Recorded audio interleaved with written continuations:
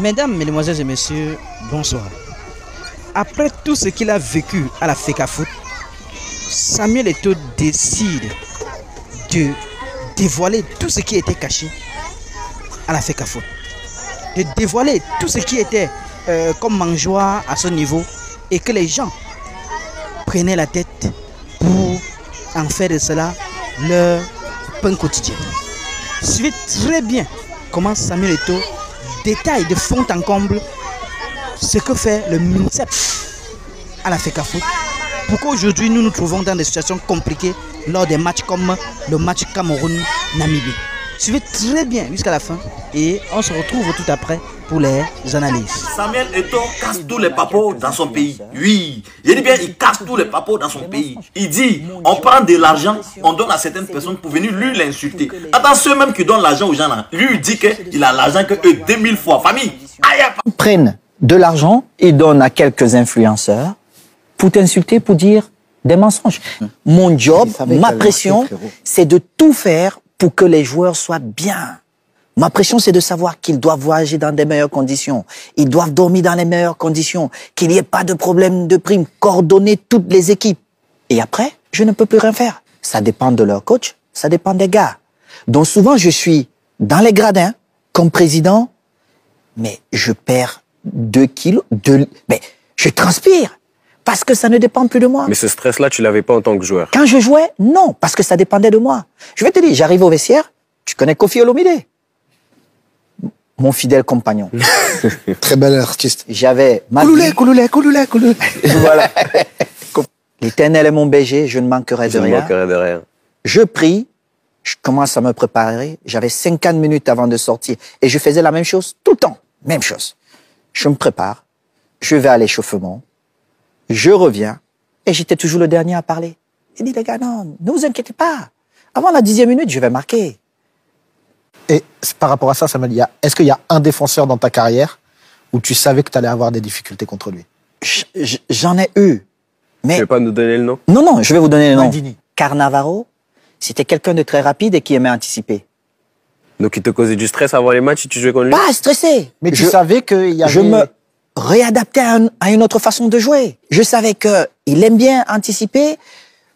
Les 4-5 premiers ballons, je reste le Samuel Eto'o que lui, il a vu les vidéos et tout ça. Et puis je change. Il a déjà un problème. Il doit s'adapter à mon jeu maintenant. Je commence à jouer 3 quarts. Je ne joue plus 2 au but. Donc, il a ce stress maintenant de dire, mais le mec... C'est l'adaptation. C'est l'adaptation. Donc, après, j'ai eu des mecs comme Rigobertson que je n'ai jamais voulu avoir comme adversaire pendant un match. Parce que le mec, à l'entraînement, il te bottait, il marche sur toi, il t'insulte. Il te met dans des conditions où tu dis, mais mec, on n'est qu'à l'entraînement. Fatigué. Tu nous l'as dit quand tu étais en équipe nationale, tu dis les garçons, je suis fatigué. Non. Après, tu as eu le coup de boost. C'est autre chose. Ce n'est pas pendant le... C'est que je ne passe pas une bonne nuit. J'arrive dans le vestiaire. Tout le monde me regarde. Ouais. Ils savent, c'est Samuel. Ouais. Mais j'ai l'honnêteté de dire au mec, écoutez, j'ai pas eu une bonne nuit. Tenez bon. Et c'était ça. On avait une très belle équipe. Les mecs, ils ont compris. Je marche même. Même le sélectionneur, il me laisse. Mais à un moment donné, on revient dans le vestiaire et j'ai dit au gars, bon, écoutez, dans les 10 minutes, vous savez ce qui va se passer. Et là, je vois les yeux des mecs qui brillent. Parce qu'ils savent que ce que je dis, je le fais. Je le fais. Et Rigobertson, qui était notre capitaine, il dit, oh là là là là là. Ici, personne ne passe. Dont les autres, ils prennent confiance. Exactement. Et je marque. C'est ça que j'ai dit. Ça change tout. Psychologiquement, on est au-dessus des autres.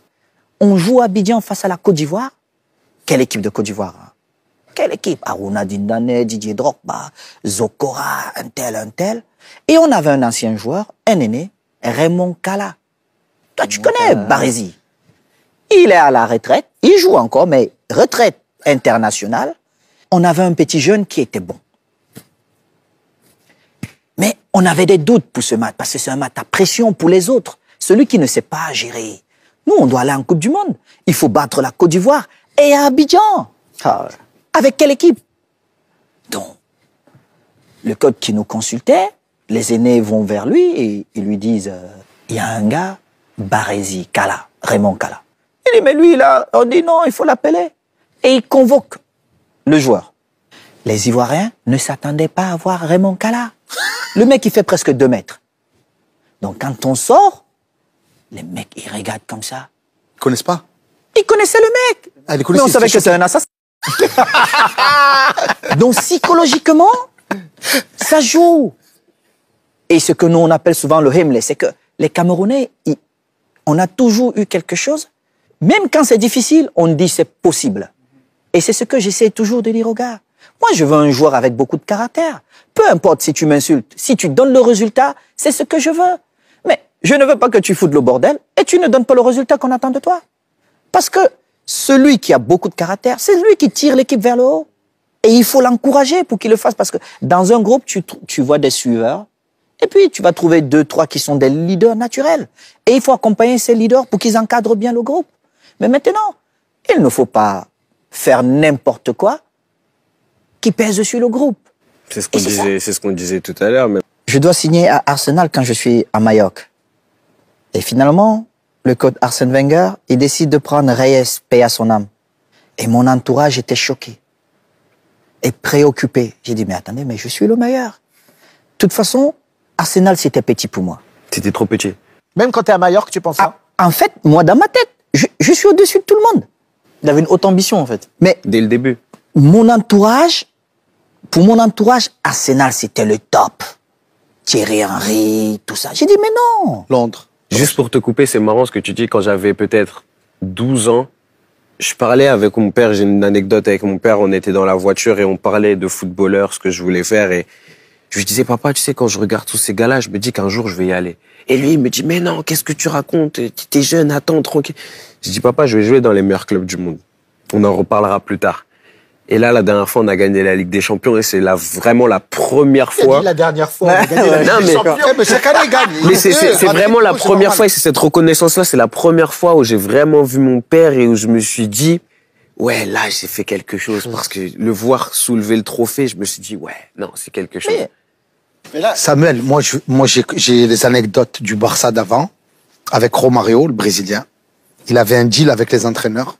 Je marque. Il va au Doublé, Brésil. Je pars au Brésil à la mi-temps, j'ai le vol, je prends le dernier bien vol. sûr. T'avais ce deal, toi, là? Non, moi, je de n'avais pouvoir pas, partir. de deal, mais à notre époque, c'était différent. C'était différent. On pouvait discuter avec l'entraîneur quand je vous prends peut-être le gamin qui vient avec sa Ferrari 360 Modena et qu'on bousille sa Qui ça? voiture C'était qui, le avec, petit non. On cite pas de nom. avec 20 km au compteur. Vous avez bousillé la voiture du petit? Oui, parce que Pourquoi? nous, on avait une autre mentalité. Ouais, tu es Ronaldinho, Ah, tu peux tu pas es faire Eto'o. ça aujourd'hui. Ah, mais bien- Attends, je aujourd'hui, comprends pas, c'est Comment autre ça, chose. quelqu'un, un joueur qui vient Pourquoi? avec sa Parce que voiture, le mec, Attends, il a pas compris. Ah, le mec, il a 19 ans, il joue son deuxième match Heureusement que c'était pas lui, il nous aurait et il frappé. se présente à l'entraînement avec une Ferrari. Toute neuve. Manque de respect. T'es fou, tu vas pas arriver. Tu viens en Fiat Tipo. Mais c'était aussi une opportunité pour le gamin. En fait, c'est quoi? C'est que vous l'avez pris comme il vient gonfler, j'ai pas compris. Non, quand tu arrives dans un club comme Barcelone, comme Inter de Milan, Tu dois nettoyer les crampons. il y a les hiérarchies. Je te Tu fais peux petit. pas arriver, tu parles à Zanetti comme si tu parlais à ton copain. Tous les jeunes qui arrivent, ils doivent savoir, ok, je vais monter doucement. J'ai pas besoin de venir ici avec, tu vois, Léo Messi, meilleur joueur au monde pour nous. Mais Léo a toujours été un mec. Pourquoi? Parce qu'il est arrivé dans un club où c'était une famille, il y avait des aînés et on montait en grade. Et c'est ça. Donc quand le mec il arrive, il a sa Ferrari, on lui dit bienvenue. Mais tu ne repars pas avec ta voiture. On l'a bousillé. Il Il y a aussi un côté négatif. Le bad buzz. Le bad buzz. Ah oui, ça Parce va que- vite. Le bad buzz, ça va très vite, en fait. Aujourd'hui, on a les réseaux sociaux, ça tourne. Samuel, il y a eu une vidéo qui a tourné il y a pas longtemps, etc., où, au final, on n'a que une partie à chaque fois des histoires et on n'a pas forcément la partie complète. Toi, comment tu vis ça est-ce que tu dis il y a une injustice dans la perception qu'ont les gens de toi? En fait, il y a toujours une injustice. Mais le problème, il faut pas voir ça comme ça. Parce que à ce moment-là, je suis responsable d'une institution. Il y a beaucoup de choses qui se passent et tu te dis, non, tu dois t'arrêter. Tu es responsable, tu es le patron d'une institution. Il est vrai que les autres n'ont pas fait des choses. H, toi qui regardes, n'oublie pas de liker et de commenter. Vraiment, si tu n'es pas encore abonné, fais-le.